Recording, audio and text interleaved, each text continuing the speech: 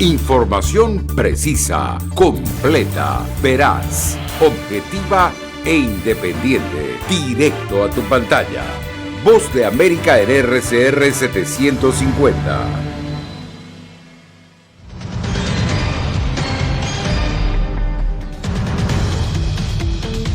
Polonia se prepara para recibir más refugiados mientras se intensifican los ataques en Ucrania. Kiev dice que no planea conmemorar formalmente el aniversario de la guerra. También repasamos el estado de la economía rusa como parte de nuestra cobertura especial. Además, con nevadas y accidentes de tránsito, una poderosa tormenta invernal impacta de costa a costa a Estados Unidos. Y 3 víctimas mortales deja un tiroteo en Orlando, entre ellos un reportero de televisión en funciones.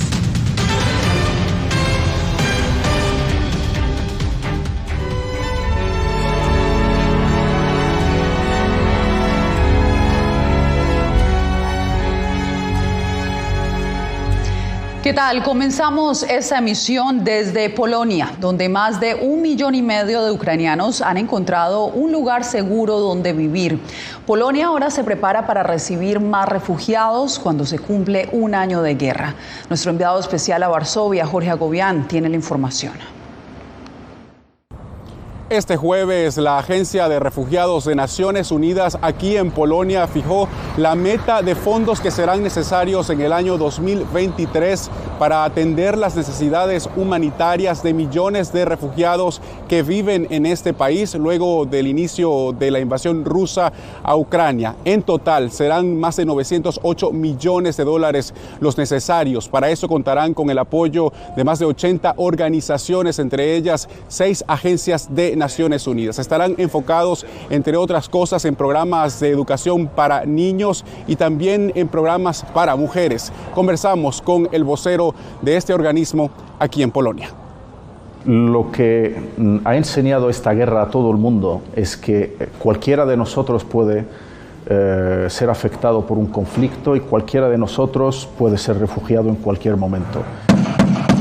Más de 1,5 millones de refugiados ucranianos lo han vivido en el último año. El flujo en la frontera entre Ucrania y Polonia no es el mismo de hace 12 meses, aunque la desesperación entre algunos sigue viva. ¿Cómo puedes matar a otras personas así? Es el siglo XXI, todo avanza y aquí hay tanta desesperación. La gente de mi edad tiene la vida establecida, tiene planes para el futuro y todo está destruido. La Agencia de Refugiados de Naciones Unidas en Polonia ha apoyado los esfuerzos humanitarios que han brindado techo a millones de ucranianos. Viendo hacia el futuro, la guerra pareciera no tener un fin cercano. Por ende, tampoco el trabajo del organismo en esta región. ACNUR está preparada por el posible nuevo flujo de personas. Hemos dicho que hay intensificación de ataques. El invierno sigue siendo muy difícil en Ucrania. En medio de la incertidumbre hay quienes han decidido volver a su país. Entre ellos Ana y sus 2 hijos, que regresan a su hogar en Zaporizhia, Ucrania, una ciudad asediada por las fuerzas rusas. La guerra está cerca, pero todavía quiero ir a casa. Los niños por un tiempo estuvieron muy preocupados, con mucho miedo. Pero bueno, supongo que todo el mundo se acostumbró, ya sabes. Su esposo se queda en Polonia, donde encontró un trabajo como chofer. Hay mucha gente que ya ha encontrado empleo, por ejemplo, aquí en Polonia. Hay muchos que están todavía buscando y la situación es mejor para muchos, pero todavía hay muchas necesidades. Más de 8 millones de refugiados ucranianos han sido acogidos en territorio europeo desde el inicio de la guerra el pasado 24 de febrero del año 2022. Desde Varsovia, Polonia, reporta Jorge Agobián de La Voz de América. Entre tanto, en Kiev, la capital ucraniana, la población permanece inquieta por lo que pueda pasar en las próximas horas cuando están a punto de cumplir un año desde que Rusia lanzó la invasión. Philip Crowder de la agencia AP nos reporta.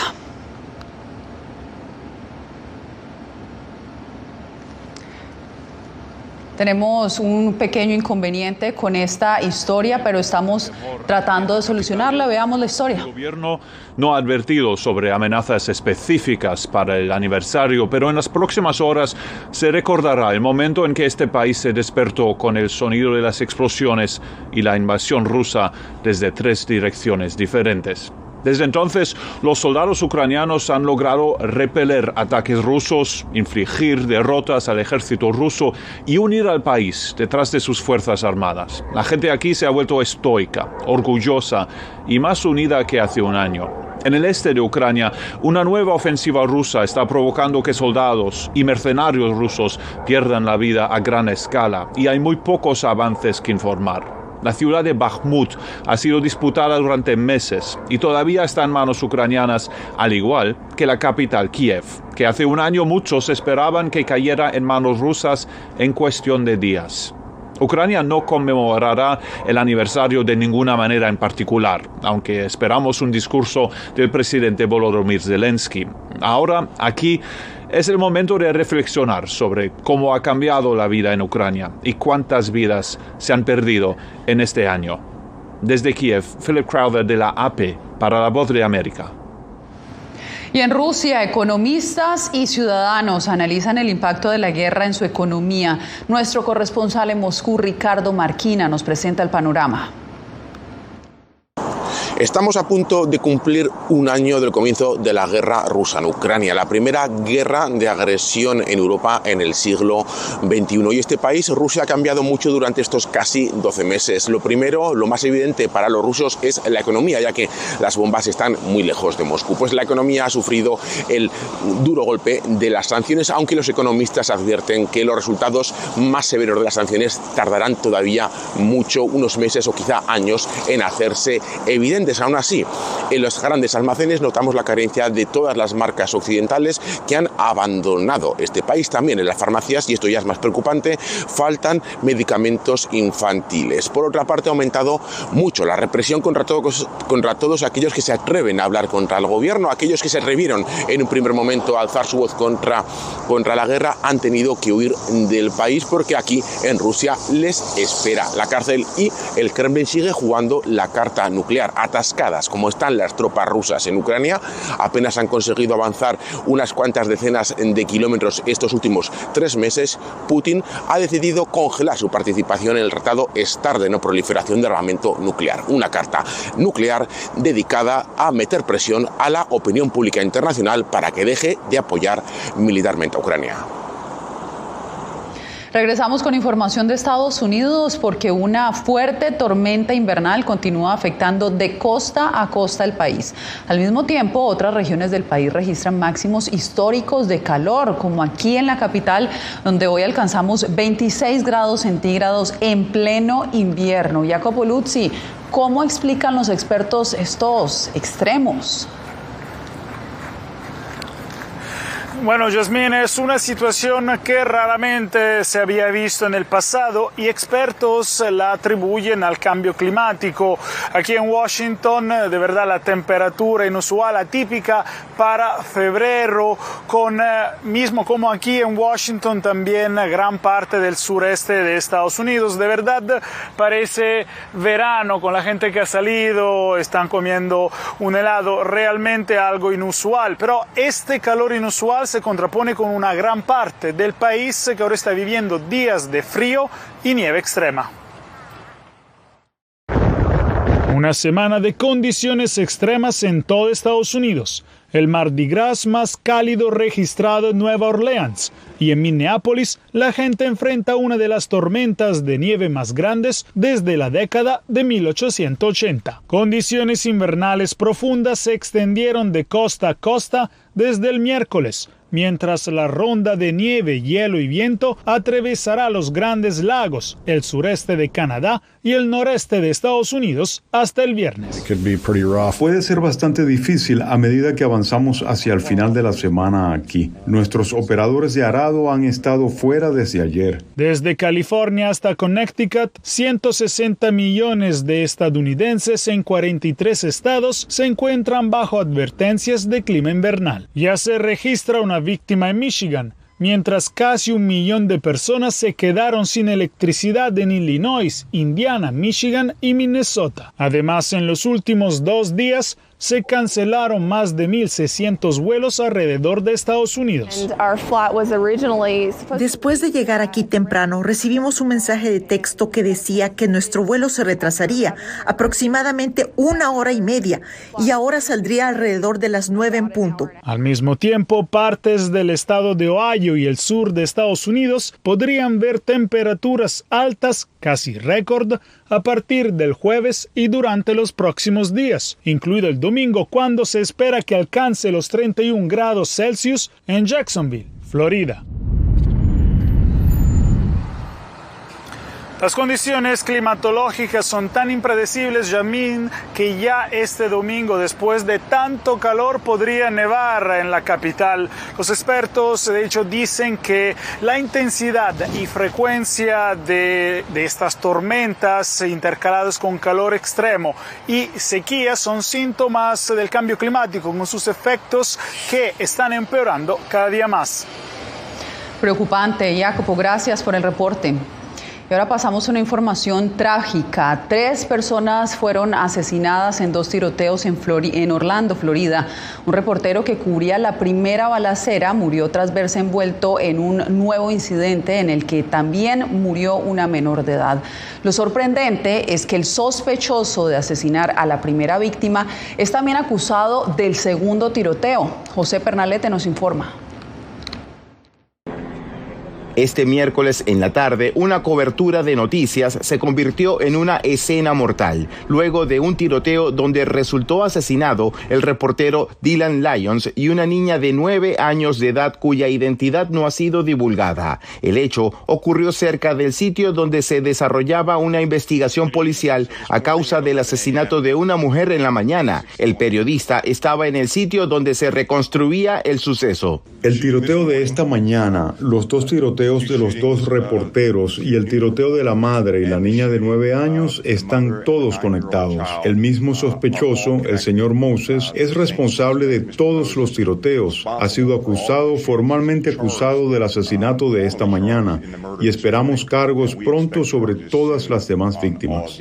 Las autoridades identificaron a Keith Melvin Moses, de 19 años de edad, como el responsable de este hecho trágico. Fuentes informaron que el sujeto le dio vueltas al vehículo donde estaba el periodista antes de disparar. El Centro Internacional para Periodistas advierte sobre el riesgo del ejercicio del periodismo en una población polarizada. Quiero pensar de que fue algo muy aislado, algo que no tiene que ver con lo que realmente ocurre en la sociedad. Sin embargo, creo que sí es importante entender, y los periodistas tenemos que entender, que el mundo ha cambiado. Tenemos que ver que existe también una forma de radicalizar a las personas en estos momentos. Estamos viviendo en un mundo en donde existe la era de la desinformación. José Pernalete, Voz de América, Miami. Regresamos desde Texas, donde hay debate por una propuesta que busca otorgar licencias de conducir a migrantes indocumentados.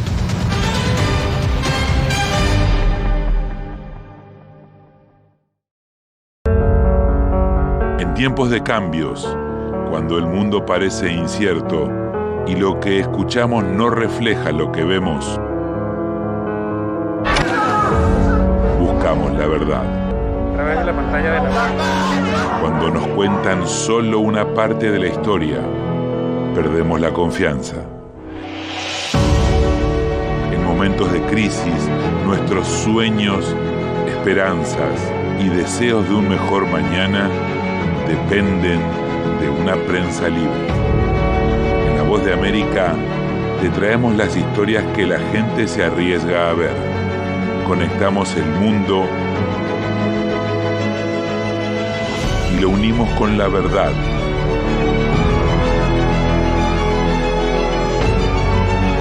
En La Voz de América te presentamos el panorama completo.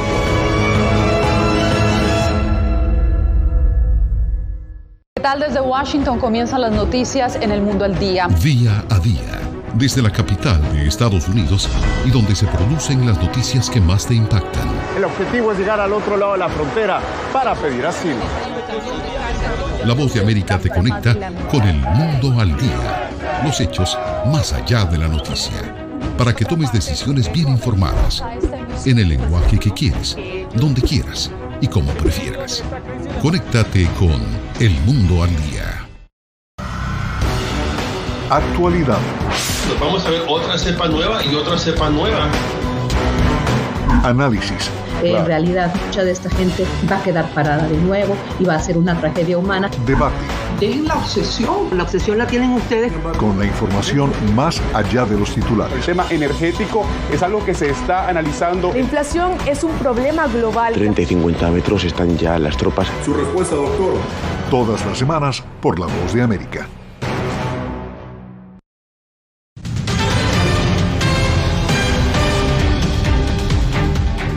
El estado de Texas debate si se une a la más de una docena de Estados Unidos que han autorizado licencias de conducir para migrantes indocumentados. Laura Sepúlveda nos trae el reporte. Al menos 18 estados estadounidenses ofrecen la posibilidad a migrantes indocumentados de acceder a una licencia de conducir.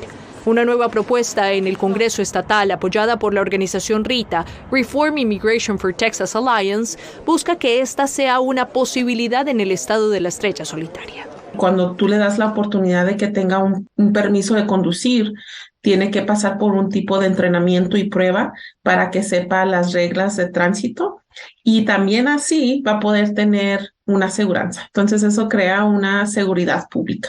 Texas es el segundo estado más grande del país y el transporte a través de vehículos particulares es el método más común. El servicio de transporte público está habilitado en las diferentes ciudades, pero Susana Herrera asegura que no siempre es accesible. Casi tengo que caminar una milla para poder agarrar un bus. Una multa de $200 es dada a quienes por primera vez conducen sin licencia. El monto aumenta si no se tiene un seguro y aún más si hay reincidencia. Ya tuve hace algunos años una multa. Fue de $600. El actual gobernador republicano de Texas, Greg Abbott, mantiene políticas restrictivas hacia la migración ilegal y durante meses ha enviado por autobús a migrantes indocumentados hacia ciudades con gobiernos demócratas para rechazar la política migratoria del presidente. Así que el futuro de esta propuesta legislativa es incierto. Los votantes republicanos también suelen tener actitudes muy punitivas sobre la migración y especialmente sobre la migración ilegal. Ante eso es realmente improbable ver un entorno político que extienda beneficios a migrantes indocumentados en un lugar como Texas. Los propulsores de la iniciativa estiman que son 2,5 millones de indocumentados que a diario manejan sin licencia en el estado. Laura Sepúlveda, Voz de América, Austin, Texas. Vamos con información de México, donde se aprobó este miércoles una controvertida reforma electoral que es vista por los críticos del gobierno como un ataque a la democracia justo antes de las elecciones del próximo año. La propuesta, que busca reducir el tamaño y el presupuesto de la agencia independiente que organiza las elecciones, fue aprobada en el Senado con 72 votos a favor y 50 en contra. La legislación ahora se dirige al presidente Andrés Manuel López Obrador para su promulgación después de haber sido votada en la Cámara Baja.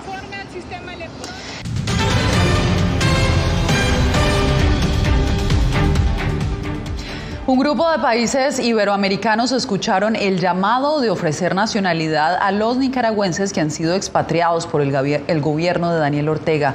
Donaldo Hernández nos informa. La nacionalidad no se puede perder por decreto.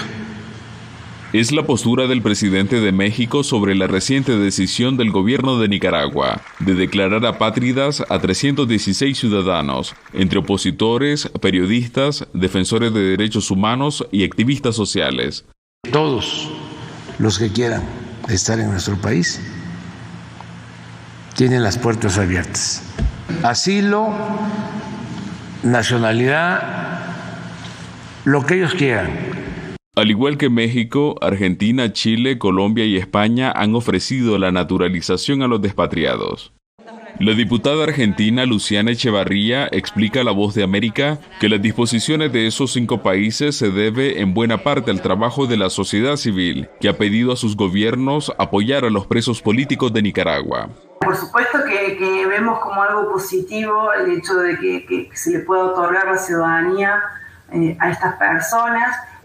Mientras, la oposición nicaragüense desde el exilio pide a los demás países de América Latina ofrecer la nacionalidad a los expatriados como un gesto humanitario. Esto no es una lucha de ideologías, esto es gobiernos que respaldan la lucha por la democracia y los derechos humanos, pese a el corte ideológico con el que puedan identificarse. El gobierno de Daniel Ortega declaró apátridas a estos 316 nicaragüenses, cuyas propiedades pasaron a ser bienes del Estado. Donaldo Hernández, Voz de América. La banda transnacional venezolana conocida como el Tren de Aragua amenazó con lanzar granadas y envenenar el agua que consume un complejo residencial en la capital colombiana. Jair Díaz nos da los pormenores. Ya tenemos unos miembros del consejo que están desplazados porque pues no pueden salir, denuncian que les han tomado fotos, una cantidad de cosas. Como presos en sus propias viviendas se sienten más de 13.000 habitantes de un conjunto residencial en Bogotá, amenazados por integrantes de la banda transnacional El Tren de Aragua. Algunos de sus miembros residen en este complejo y se rehúsan a acatar las normas del condominio residencial. Que van a contaminar las aguas, que puede haber accidentes en los ascensores, amenaza de muerte para la empresa administración, son más o menos 2.000 unidades. Esto es una ciudad completa. Quien habla es uno de los propietarios que interpuso la denuncia y teme por su vida. Por esto solicitó que protegiéramos su identidad. Hay amenazas pues delicadas que están en los panfletos y ahí está pues lo que nos están compartiendo. Se tiene claro por la panfleto que es del Tren de Aragua. Mientras las autoridades investigan, el temor crece porque este grupo estaría detrás de las 23 personas torturadas y asesinadas encontradas en bolsas de basura en 2022. Un desplazamiento forzoso que hoy estamos viendo de personas que obviamente no soportan la presión de estas bandas delincuenciales. No podemos esperar que estas bandas delincuenciales hoy impongan su ley. Desde hace 7 meses, más de 3.000 propietarios han abandonado aquí sus viviendas por temor a las amenazas del Tren de Aragua. Jair Díaz, Voz de América, Bogotá. Un abrupto aumento de contagios de dengue registra la región de Santa Cruz, Bolivia. Se trata del mayor número de infecciones en 14 años. Carlos Hurtado, gerente de epidemiología del Servicio Departamental de Salud, informó que este año se cuentan 6.212 casos positivos y que la región de Santa Cruz acapara el 77% del total de los contagios de los 9 departamentos del país. Bolivia reportó este año 29 fallecidos y suma un total de 8.909 enfermos. Así lo indicó este miércoles el Ministerio de Salud.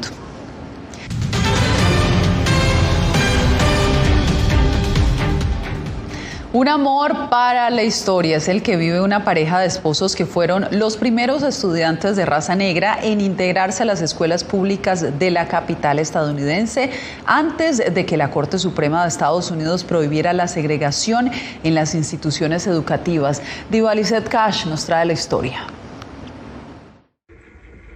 Un beso de niños en 1950 fue el sello de una historia de amor en tiempos de segregación racial en Washington. Ni Carmen Torruella ni Ruhollah Kuander sabían que estaban haciendo historia al convertirse en los primeros estudiantes afrodescendientes en una escuela católica de Washington cuando la Corte Suprema prohibió la segregación en las escuelas públicas.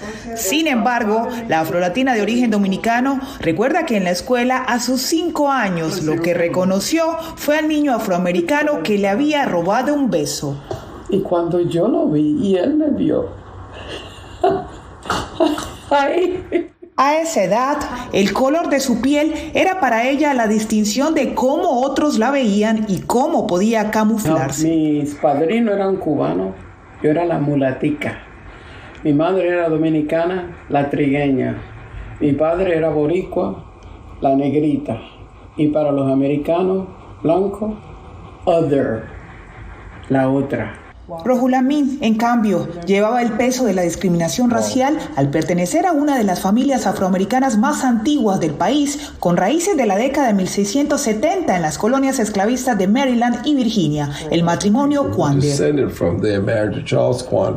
La hija Quander, Nancy Quander, sus antepasados fueron esclavizados por George Washington y también se cree que algunos de sus antepasados estaban relacionados con George Washington a través de su sobrino, Bushrod Washington. Coser, cocinar, yo sé hacer todo.